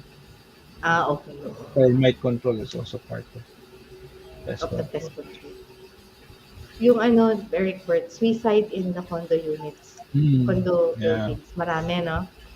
Oo. Ano yan? That's also a reality that's really happening. It How do you may be, handle? meron kaming crisis management procedure that we do every time there's, we call them jumpers. Pag may jumpers, meron tayong SOP dyan. Then if it happens inside the unit, may SOP din. Minsan, pupunta na lang yung, let's say, kamag-anak, and they'll say they haven't contacted their relative for, let's say, 1 week. Pwede ba i-check? And we'll find out yun na, ano na siya sa loob, deads na siya sa loob. So, nangyayari talaga yun. Suicide inside the units, nangyayari din yun. Oh Or my sometimes God. we just, our people just smell something bad. And yun na pala yung Mm. owner. Kaya, a lot of the times, we also educate the owners, lalo na if it's an elderly living alone, we Mm. note those units and we check on them on a daily basis. Ah, very Kung, Magaling si- good. maganda. Maganda kung iyong senior programa. sila, kung senior sila na alam namin mag-isa lang siya, nakatok talaga namin sila. And sometimes, most of them appreciate it. Actually, yung iba nagsasabi, uy, patukin niyo ako araw-araw. Kasi nga alam niyang wala siyang kasama, matanda na siya. So, tsaka sa admin naka-note yun kung sino yung may senior Mm. citizen sa mga unit. Kasi we not that we give extra care to them, but we note, and we when we pass by the hallways, when our guards pass by the hallways, they check on them to see na Mm. yeah, they're still okay. Kasama din dun May, yung mga alam namin na may sakit, kahit hindi senior na may sakit mag-isa, sila din naman minsan nagsasabi, pwede bang i-check niyo yung unit ko, ganun. So, sometimes it's sad pag naiisip mo yun, na may ganong owners, kasi matanda na siya, mag-isa na siya. So, some of them, parang imbis na ilagay sa, kung for the aged, doon na lang sila tinitira nung, let's say, siguro anak nila. Oo. So, kasi nga, anyway, Erickberth eh. Oo, kasi nga, it was said that condo unit is the best retirement home. correct. Kasi, So, ano siya, controlled environment, mm, bumaba ka lang sa elevator, meron ka ng, may garden ka na. yes. So, totoo naman yun. It's for lalo na yung ibang mga, lalo na let's say mga parents na old na, they say, binenta na namin yung bahay kasi ang hirap maglinis ng bahay. Sabihin nila, at least sa condo, maliit lang. Tapos sila lang, let's say, husband niya, sila dalawa na lang, maliit lang yung unit. So, makikita sila agad. Parang ganun. Wala na silang maid na kailangan. So, ganun. Yes, Ella. Ayun. So, sir, I'd like to ask then, no, further ask, how lucrative po yung pagiging facilities management or property management? Well, ako definitely, I can say, you can really make a career out of it. If you just push the right buttons and you have the right attitude, you really can make a career out of it. Well, ako naman, in my case, I don't think I would last here if it's something that, cannot put food on our table, or, do the things that I'd like to do. So, I think in any work, hard work always pays off. Yeah. So, yun nga, sabi ko nga, if you have the right attitude and you have the capacity to really do well, you can really make, you know, good money out of it. I mean, lalo na if you're in the right company, maayos naman siya because ano yun eh, I think more than ever now, property managers are in demand because of the Wow. so many developments happening and they need someone to manage it. Ano na yun, reality na yun. It's an acceptable uh, kumbaga scope right now that after a property is developed, you need a property manager to make sure that your property lasts for a long time. So Mm. it's I would say that's why I said it's an alternative career really for engineers. For Not all engineers engineers. are yung design or gusto mag-site. Meron diyang ilan na is there an alternative career that I can do, but at the same time, apply the technical skills that I learned from school or even my few years of being in the construction industry. Actually, marami akong kakilala na nag-shift from doing construction to going to property management because sabi nila it's a lot in terms of hazard, it's much less exposure to hazards. Then, lalo na if you have a family of your own and let's say, lalo na kung female, it's also more relaxed for them because rather than being out in the field, doing construction. So it's really an alternative career. If you have the right leadership skills, Hmm. you can really be a good property manager. Ayun. Thank you, sir. So, what advice can you give po to all who wants to have the same path as yours? No, bukod dun sa sinabi niyo kanina, ang ganda yung sinabi ni sir. Well, Meron ako sa akin, being an engineer, I graduated as an engineer. It's something that they can look at nga as a potential option. career, no. It really depends on how they want to grow their career. They can either do construction first and then probably go to property management if they feel like doing it, or they can do the other way around. Whatever path they choose, at the end of the day, whatever they want to do, whether being a property manager and engineer, they just really have to have the passion for it. You have to like what Hmm. they do, and they have to make sure that they will do something to improve the property that they're managing. Hindi kasi pwedeng pasok lang ako, gawin ko yung work ko. You need to make sure that you leave something in your work that will give you a sense of fulfillment, no? Yeah. And it goes, I think, in any kind of work that you do. For property management, it's something na ang fulfilling for being a property management is if you see the clients happy, if you see the value of the development appreciating over a period of time, because it's a testimony of how you manage the property. At the end of the day, it's really about the management. If they see that the property is well maintained, if everything is well kept, then chances are your property will have a good resale value. And yung nga sabi nila, the real estate industry is an industry that will never die. It's a growing, continues to grow. Ang real estate for residential in particular, because discrepancy or demand for housing, there is still a shortage of housing. So sabi nga nila, not even all the developers coming together would be able to uh, tawag dito, to fulfill that shortage in demand. So there is really more work to do, more work to finish in terms of residential development. And of course, if there are residential developments, the commercial developments will soon follow, because you need to, have a place where they can buy things. So the future is very bright in terms of being a property manager. I would say that the demand will continue to grow, and we're actually feeling it right now. We feel the shortage of property managers because now there's a lot of option. Even the BPOs have their own facilities manager. Uh, and even simple luxury houses also demands a professional property manager. So the demand is really there. Kaya nga when we get asked for hiring or for new hires, it can be anyone actually. So with the leadership skill and the right Mm. management attitude, you can be a property manager. So, kahit sir hindi I mean undergraduate siya, Well, tumawad eh. it helps if you are a graduate because yun nga yung pagiging professional also helps. Yeah. But I'm sure there are exceptions to the rule. No, if you have Yeah. yun nga, the right Yung may experience and experience na, yes po. Mm. yeah. Alright. Sir, do you have other plans in life? Anything left undone? Hmm. Ako always I always look for ways to improve myself.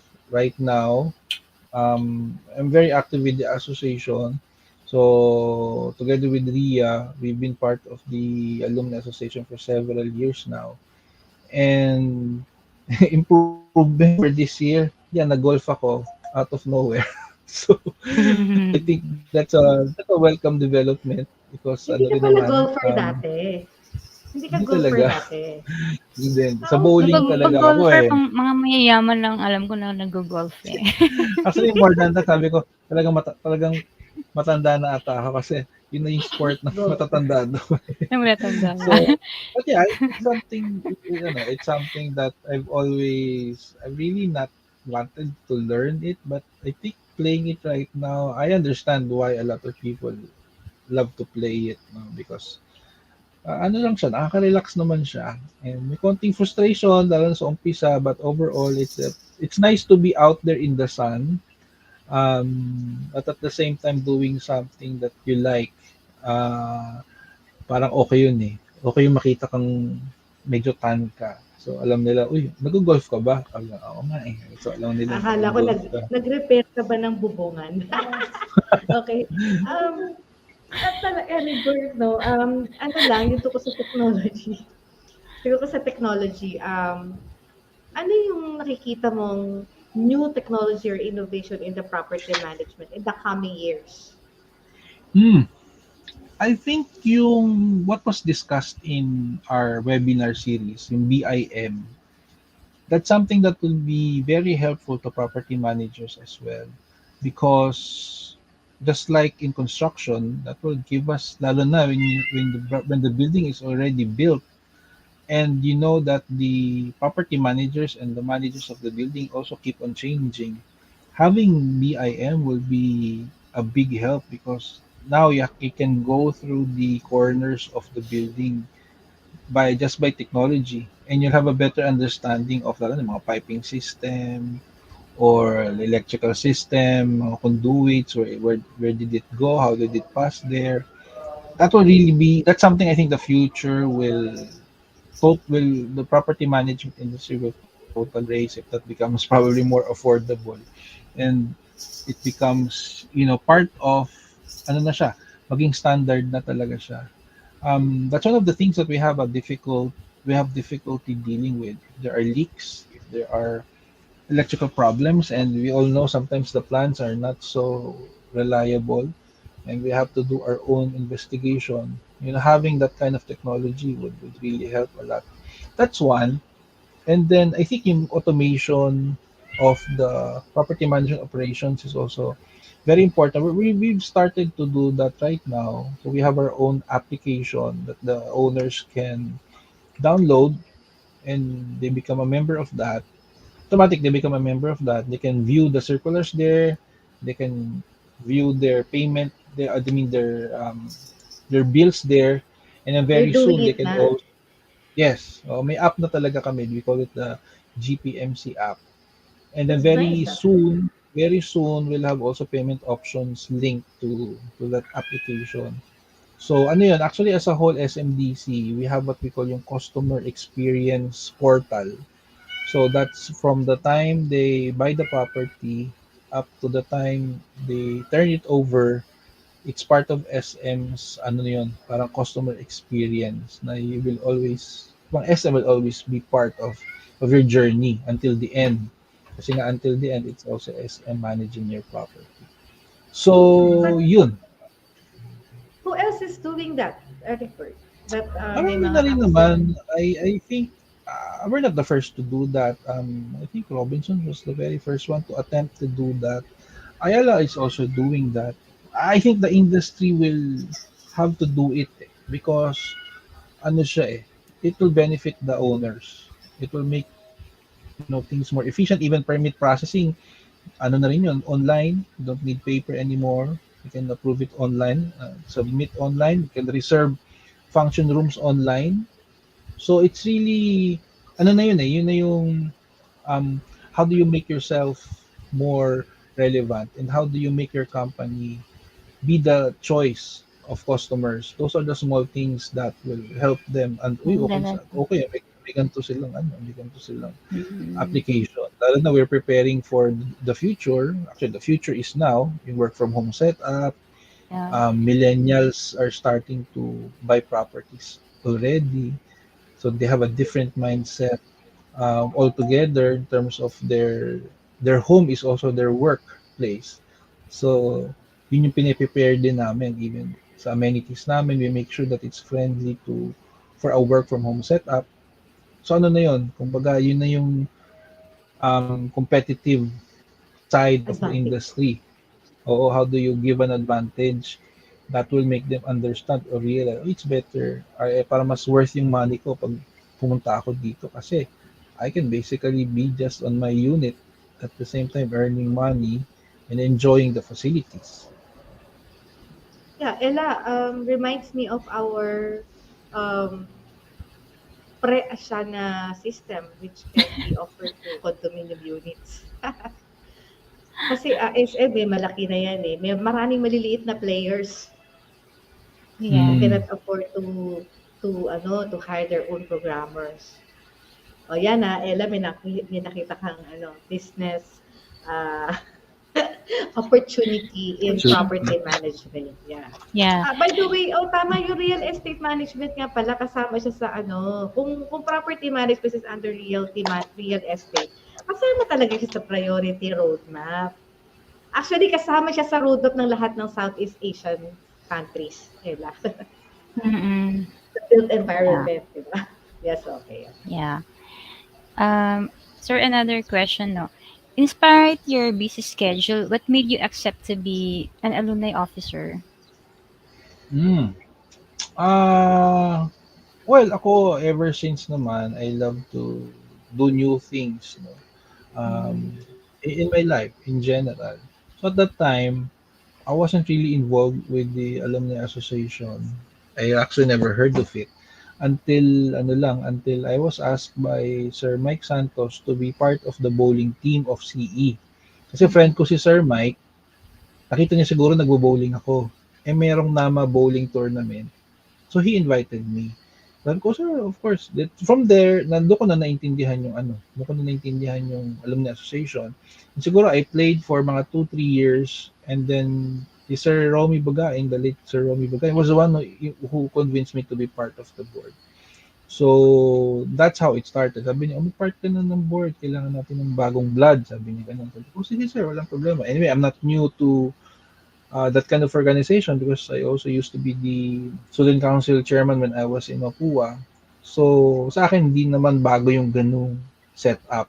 But it's very interesting na to be part of an alumni association because ako, alam ko, sabi ko nga, may apprehension that time because I'm not really a practicing civil engineer naman. I just graduated from Mapua CE but I'm not practicing like the others. Sabi niya, no, hindi concern yun. Sabi niya, anyway, you're in the property management industry, it's in a way connected also to the construction industry. So yun, I took the challenge. Tapos, 2019 was my first year and until now, I'm still part of the board. It keeps me, it's nice to be still connected with your alma mater. After all these years, lalo na this year, this will be our silver anniversary. So it helps, no, that you are still connected with your classmates. And overall, I think the influence of the alumni association to the school is actually bigger than what I expected. They look up to the alumni association because the obvious reason that it's composed of professionals, no, successful people that are that have contributed in the industry. So it helps for them to listen to the alumni association because I think if ever there are people that has a genuine concern with your school, it's the alumni. Lalo na if they want to be involved. Because I think it doesn't involve money, it's purely pride. So pag yun, you will not be questioned about it because you're proud to be a Mapuan, you're proud to be a civil engineering graduate, and you want your school to maintain that status. So sometimes nalulungkot kami sa alumni pag naririnig namin may mga concern sa ganito sa CE. So we do yan, no? And to hopefully influence the school and to be better, no? So yun yung nagpaano sa akin. I think there's this opportunity to serve your alma mater. So why not take that opportunity? Okay. Yeah, so, and of course, Erickberth is one of the most dedicated alumni officer. It takes a lot of humility and generosity to be an alumni officer kasi busy ka and then talagang kailangan mong magtiyaga, no? Singit lang. Parang yeah, and 'di ba Erickberth ang hirap din mag-reach out sa mga ibang graduates, 'di ba? Yung parang nakikiusap ka pa or whatsoever. There are really people na looking forward sila sa mga event ng alumni. Pero may mga taong kailangan pa natin silang hilahin to participate, etc. And yun, kailangan ng matinding Mm. resiliency para Mm. sa mga ganong kaklase. There's a question here from our president. How do you assess the type of property management that we have now in the country? Is it at Mm. par with our countries like Singapore or Malaysia? Mm. Actually, ako, I had a chance to visit Hong Kong a couple of years back to inspect a number of properties managed by a certain property management company that's also operating here in the Philippines. So they gave us the opportunity to visit the properties that they manage in Hong Kong. So I think we went to several in Hong Kong and then in Macau. So we also checked, we interviewed the property manager, we asked questions.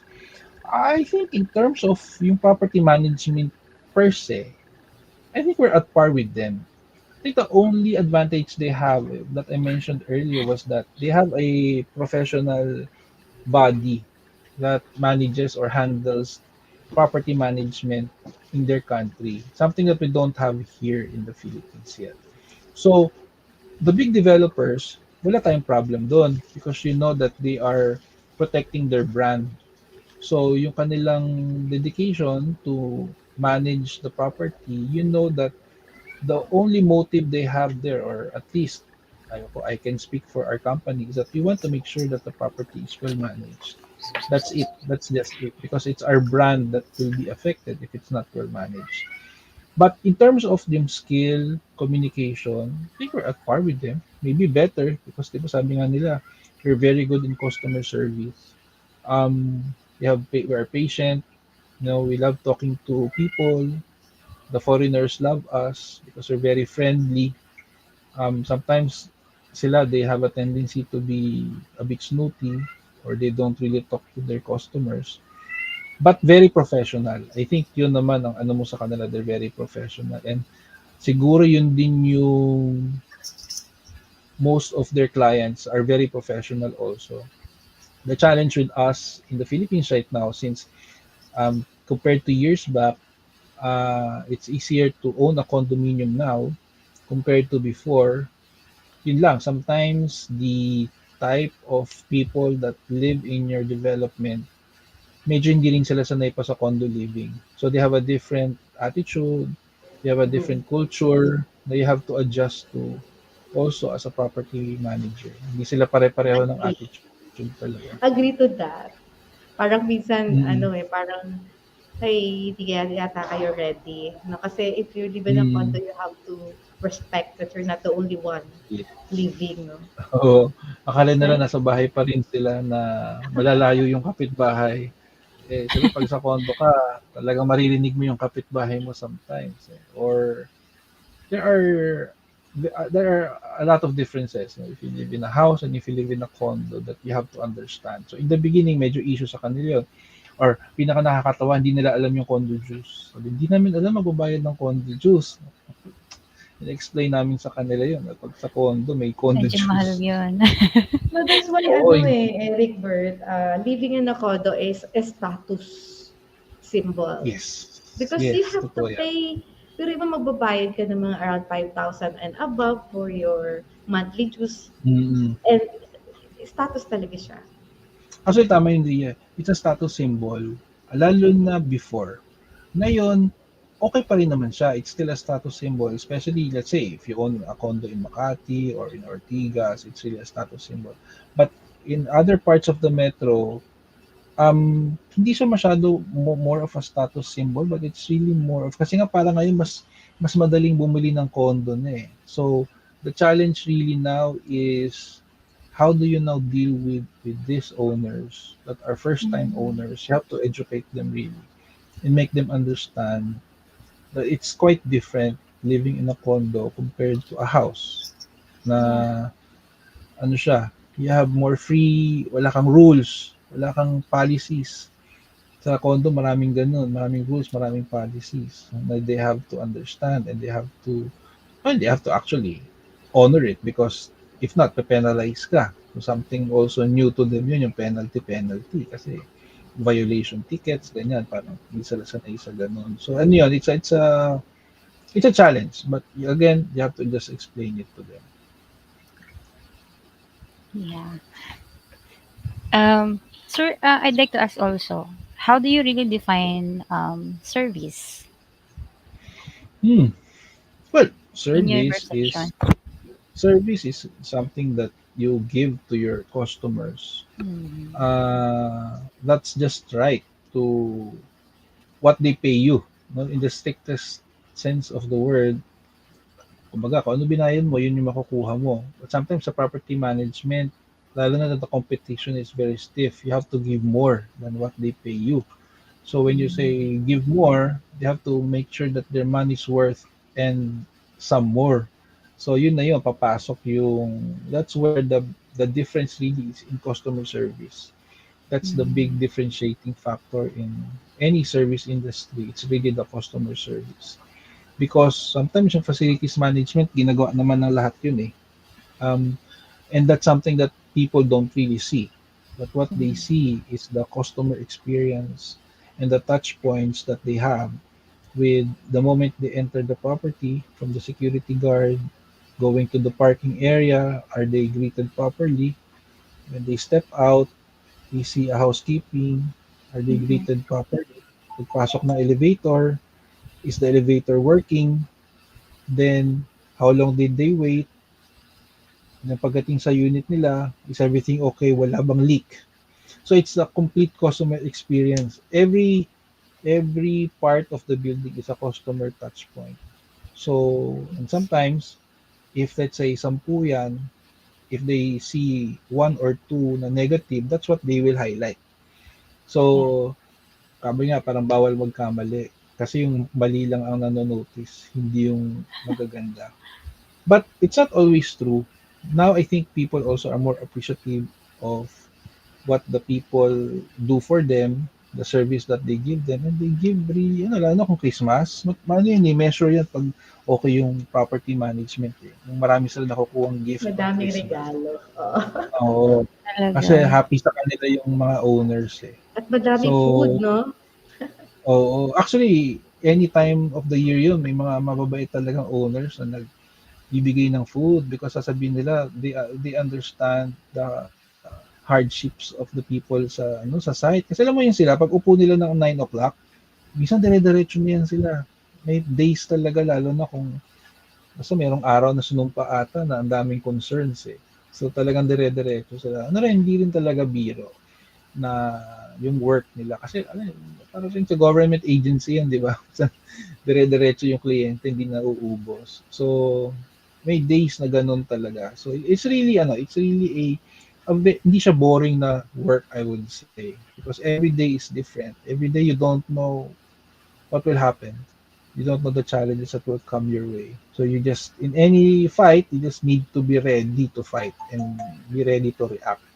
Because yun, sometimes the reacting part is what will really save you from the concerns na you will encounter on a daily basis. Okay. Sir, very well said po. Dami kong learnings. Yan. Kasi, yun nga, parang mag-resign na rin ako, Ma'am Ria, sa academe. Parang lang naman, ah. Ganun talaga ang millennials, Ma'am Ria. Kasi, parang yun nga, mas may na-explore ako ngayon na another job. Yung sa pagiging ano naman, ma'am, financial advisor. And nakapasa na kasi ako, ma'am. So, thank you, sir, for sharing no, yung mga sinabi mo kanina. Talagang gamit na gamit yun. Magagamit ko talaga yun. Kasi madami talagang rebuttals kapag pagdating sa customers. By the way, Yes. sir, I would like to ask also, how can you help the feminine genius advocacy of Dr. Ria Liza? Siguro, before natanong ka namin ito, pero ngayon solo mo na. Mm-hmm.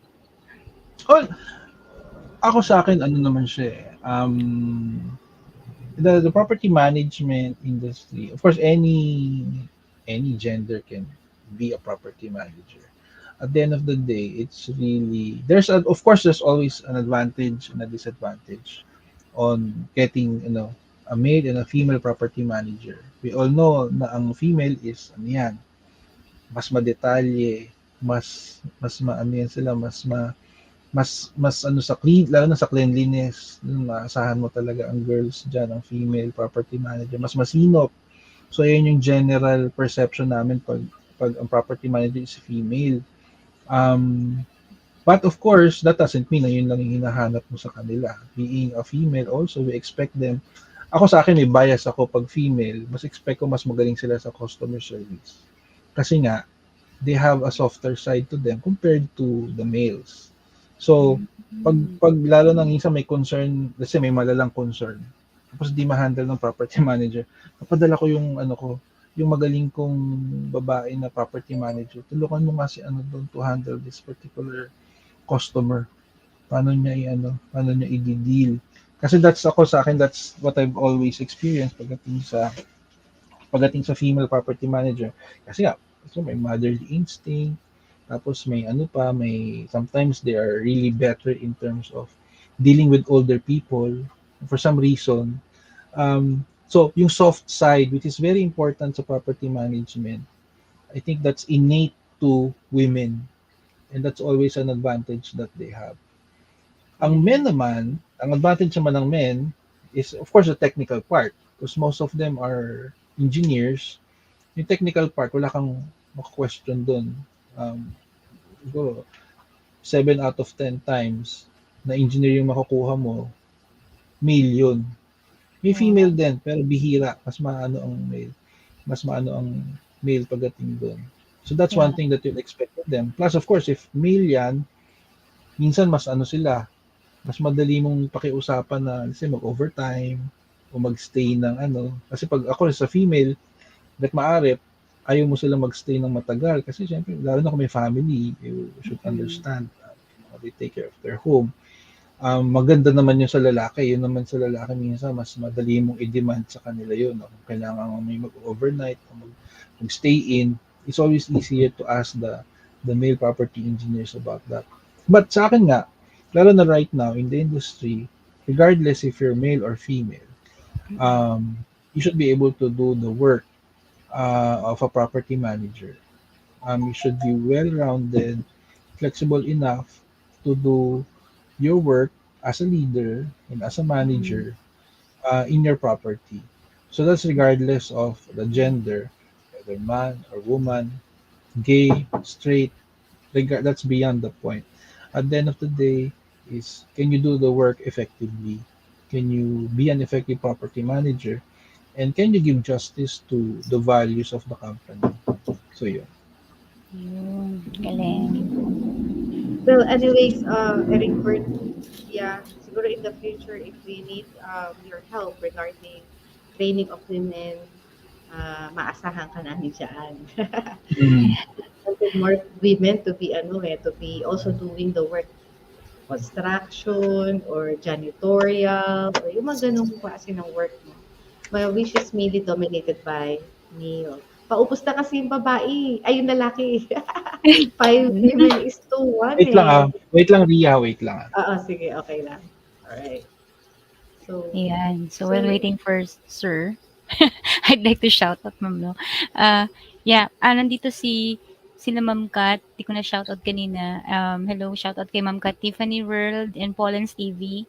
Shout out din po kay Ma'am Josephine Rose Fard. Ayan, thank you for supporting Dr. Ria Liza and Team Helpful Supporter. Erlinda Cadillo, hello everyone to all feminine genius. Ayan, shout out po sa inyo, Mami Erlindo Cadillo. And we have also here Sir Ronel Ramos. Thank you for tuning in. Ayan, nag-shout po siya ng good evening. And hello po, Ma'am Kat, shouting po si Tiffany World. And first, pumasok din po si Sir Jose Fernandez. Ayan, thank you po sa interaction, Sir Jose, and sa mga questions po kanina. Shoutout po kay Els Music and also, ayan po, si Ma'am Kat and Sir Ronald Ramos. Thank you po sa pa-heart po. Back to you, ma'am. So there's a question from JR. How do you see yourself 10 years from now? So ilang taong ka na nun? 57. Okay. Yeah, ganun na. Well, ano naman, I still hope I'm working that time. Pwede pa. Still doing the things that I love and still guiding my kids about life because they're still quite young that time. So yun, and I hope to still be serving the alumni may it be CE or NAMA or whatever, something I think that I can do for a long period of time. Yes. Ano ba ang retirement sa practice, retirement sa property management? I think normal naman 60, mandatory 60. 65. Depende sa company. Oo. Para kasi wala ako nakikita ng matandang property manager. I don't know why. Hmm. Walang mga 65, Oo nga. no? Kasi if Need the physical vigor ano pa eh, din to perform the work. medyo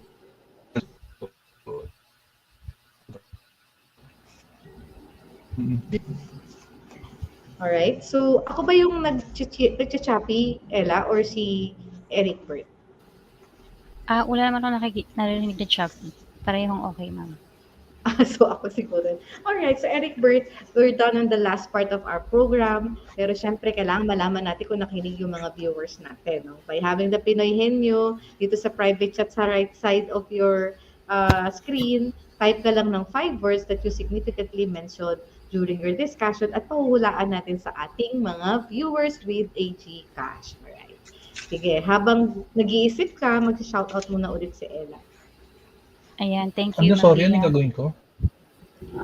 Mag-type ka ng 5 significant words na binanggit mo during your discussion. Okay. 5 words. Yeah. Tapos ikaw rin So, ako magbibigay to-type? ng clue. Sa Type mo private dito sa private chat. Okay. Saan ba yan? So, 1, 2, 3, 4, 5. And then, ikaw din na magbibigay ng clue. Alright? Saan So, yung Ella. private? Ah, Ayan. Ayan. okay. Hinay kita. Ayan. So, once again, shoutout po kay... Ayan po, may message po sa Sir Jose Fernandez. Looks familiar yung suot ni Doc Ria and Flex Eric. mo nga. Teka, flex mo muna. Bakit? Ano yan, Ma'am Ria? Erickberth, yung suit namin ni Erickberth ang aming t-shirt. Sa Yung Alumni.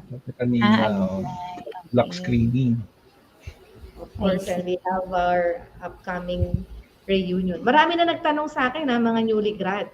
I think we're expecting yung mga millennials, yung mga graduate ng 2021, 2020, magsisi-attend. Oh, very good. Ayan, so shoutout pala kay Sis Chofi and Tiffany, thumbs up uli. Thank you for the thumbs up. Chofi and Tiffany, sabi ni Nightbot. Welcome to the channel of Dr. Ria Liza and enjoy daw po. Wow. Parang hindi kanya kilala.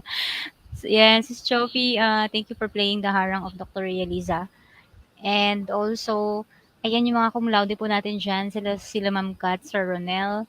Participate po kayo mamaya sa ating Pinoy Henyo. Magsisimula na po in a few minutes. And also, thank you po sa mga friendship po ng ating host po and guest. Ayan po, very supportive po sila. Hopefully, you can still invite other friends po na mag-join din po sa Pinoy Henyo po na game. Very short lang naman po yan. And malay natin, mananalo po sila ng Gcash. So, please also post the link of our host, Dr. Ria Liza, sa mga Facebook wall po ninyo so that other friends from your FB may discover our host, Dr. Ria Liza. Because, syempre, every Saturday, iba-iba po ang guest po niya. So, very interesting po. Ang dami po nating matutunan dito with the journey of guests na ini-invite po ng ating host. Ayan. So, ngayon talaga ang dami kong learnings din po na magagamit ko. Madaming learnings kasi service very customer focused, no? Yeah. Ngayon magiging patient na tayo. Tama, ma'am. Importante yan. Okay, I think ready na si Sir. Yeah, ready na. Okay. Ready na po tayong lahat. Okay, word number 1, Erickberth. Clue. I'll just give a clue.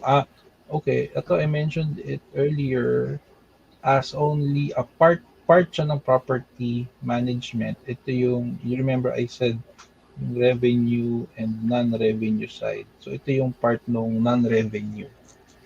So, ano siya? 2 words. 2 words. Okay, tingnan natin kung merong nakinig. Oo, nasa notes ko yan. Sabay ganun. Yan, nasa notes ko din yan. Ayun. Teka, pwede ba to? Accepted? Wow. Mambukat Pwede, ha. pwede. Pwede Acceptable daw. na Ayan, ito? acceptable daw yan, ma'am. Okay. Congratulations, Ma'am Kat. Next word. Next word. This is my current company. Oh. Pwede acronym yan, sir, no? Pwede naman. Yung Pwede palang acronym eh. winners. Number 1, si Ma'am Kat. Tagalisa lang ako ng winners. Ayun! Si Pollens talaga pa din.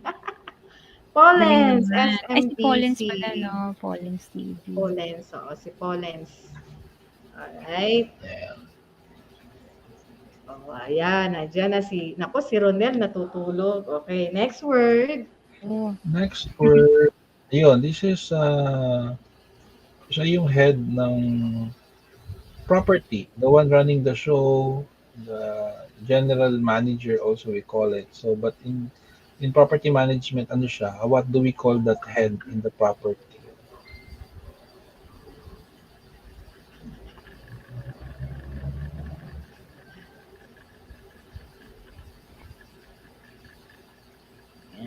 Ay. Anong tawag sa kanila? Ang galing. Ay, teka, ito to. Nahuli ka eh, Chof. Nahuli. Sino Nasa ang Hong Kong nanalo? kasi si Chof eh. Sayang Ang si nanalo Chof. is, property manager. Tapos Si Pollens pero pa si rin. Pollens, ang bagal lang internet sa Hong Kong. Bali, habol ka, Chof. Mayroon pang dalawa. Okay, number 4. Okay. Ito naman yung okay. So I know you know na that I work in SMDC. So ano yung primary product ng SMDC? What type of development?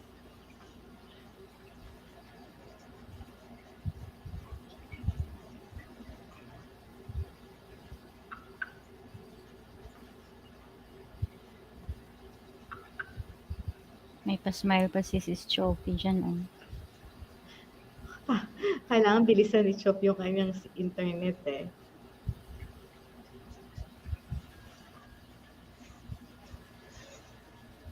Pwede naman na yan. Ayan, condominium. Actually, residential, housing. Sino ang Mas sakto yung residential. Okay, we have a winner. Else music, bawi ka na lang. Mas madali yung word number 5.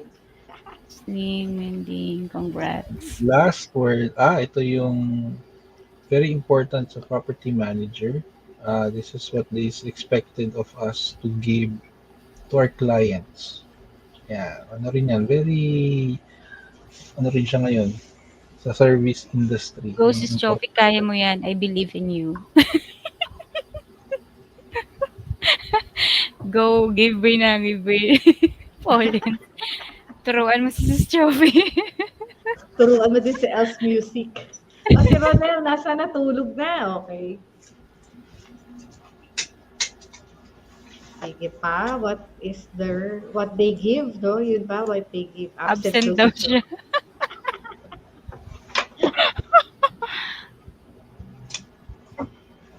Honesty. Ayun. Peace. Meron na. Pasidyo eh. Si Elsa. Buuin nyo to. Buuin nyo tong... Ayun, meron na. Sino? Si Else. Else. Ayan, nandiyan ka pala, Ronel. Hindi ka nakasagot. Ayan, quality of service. Ayan.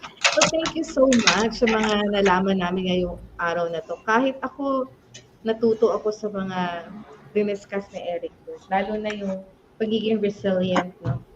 Natin sa work and love of work. Yan, magkiki-take away muna kami ni Ella. Ay, teka, no, may nakalimutan pa tayo. Yeah, ano yun? Kakanta ulit si Erickberth. Yung Oo, syempre maganda yung boses ni kanyang sir. Oo, kailangan Hindi kumanta na ulit. pwede. Tulog na yung Pwede kasama ba, ko dito sa ano. o sige, ano na lang, wallet raid. Wallet raid. Tulog sa Ano tulog na naman sa ang kwarto. wallet mo? Ano naman ang wallet mo? Tingnan natin. Yung pwede yung wallet. Sige, wallet raid. Ito pala. Anong laman ng wallet ni Erickberth? Wallet. Humihingi sila ng kape o Oo. sana daw free accommodation sa SMDC. Wala. O yan, resibo. Tignan natin yung laman ng wallet. Resibo Yan, ba yan? Ba't may picture? PWD card. Akala namin may 1 million dyan. Uy, may 20% ano ka ha? Wow. 20% off ka sa grocery ha? Correct. Ayan. Konting pera lang. Kasi naubos na. Puro card. Napakanta ka ni Preso. Wag na yun. Pamamas Jo. ko po. Malapit May lang. dollars. Ayan. Wow, May sana all may dollars. dollars. China oil. Yun lang. Wala na. Wala na Wallet. mga Simpleng tao si Sir Ma'am. Yun ang talaga pag lalaki. Alright, so thank you for that, Erickberth, for knowing what your wallet has. Ito daw, ano to? Okay lang po, malapit na 13 month. Magkakaalaman na po ng child. Magkakaalaman na po yan. Ito sinasabi ni, ano ba to? TikTok daw. Sabi, Ako daw, sabi ni Sir. Si Ria lang yun. so, okay, so key take away kami ni Ella. Sige, Ella, go ahead. Okay. So, buksan ko yung notes ko ha. Kasi marami akong notes kay Sir. Narinig naman ako, Ma'am Ria, no? Ayan. So, bago sa akin actually yung term na sinabi ni Sir kanina na yung facilities management is other term siya nung scope ng work po ng property management. So, ano po ang learnings ko dito? Ayan, may sinabi siyang 2 major items kasi no, yung revenue and non-revenue. So, actually, hindi naman ako unit condo owner, pero parang may lesson akong natutunan. Then kumuha ako doon, ma'am, tapos biglang nag-back out ako. So yun, nakarelate ako sa mga ibang sinabi niya dito na kailangan po kapag first time ka talagang mag-acquire ng property, kailangan well-oriented ka pala dyan kasi may mga kailangan bayaran. And thank you, sir, kasi mayroon kang sinabi no, a while ago that it's a matter of mindset lang daw kapag nakikipag-usap ka talaga sa customer. Kasi yun nga, yung sinabi niyang find a common ground that both of you can alam mo yun, talk to each other. And parang sakit kasi sa Pinoy yan yung parang hesitant kang magsalita doon sa taong, alam mo yun, lagi nagagalit or hyper. So, isa yun sa mga ko talaga na overcome. And with your yun nga po, sinabi kanina, lakasan ng loob na it's always better to talk to them. Kasi hindi mo rin malalaman talaga kung ano naman ang reaction nila kung hindi ka rin magsasalita at hindi mo sila kakausapin in a nice way. Ayan. And may sinabi rin si Sir, it takes time to learn talaga. It takes an experience. And totoo po yan, Ma'am Ria, no? Kasi parang ang mentality ko, parang sobrang immature or baby. Tapos biglang, if you have someone na yung nakakatulong din sa'yo, yung mga seniors, yung may mga ahead of you, you really learn from them. Kaya yun po. Thank you, sir, for sharing. All right. So, thank you for that, Ella. Ako naman, very notable yung kay Erickberth, yung loyalty, resiliency, and of course, yung nasabi niyang common ground. No? Yeah. So, magiging na natin yan. Yung mga viewers natin, ilagay na natin sa kokote natin, common ground. Kasi Of course, hindi natin maiwasan maraming sane and insane people around us. So, alam na natin kung paano tayo makikipag-negotiate sa kanila. Yan. So, with that, Erickberth, thank you so much. Actually, marami kaming natutunan, honestly, and very relatable lahat ng mga sinabi mo.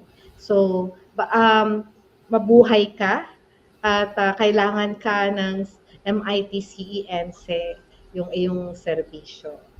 Yeah. Yan. Thank you. Meron ka bang isa-shout out bago tayo maghiwa-hiwalay? Sabihin ka ba, sir? Shout out sa, wala naman, kanina lang sa event natin. So, thank you sa mga pumunta sa block screening namin kanina. Sa MOA, yung Wakanda Forever, sa mga co-officers namin na sumuporta. Thank you very much. So, we have one more major event to go.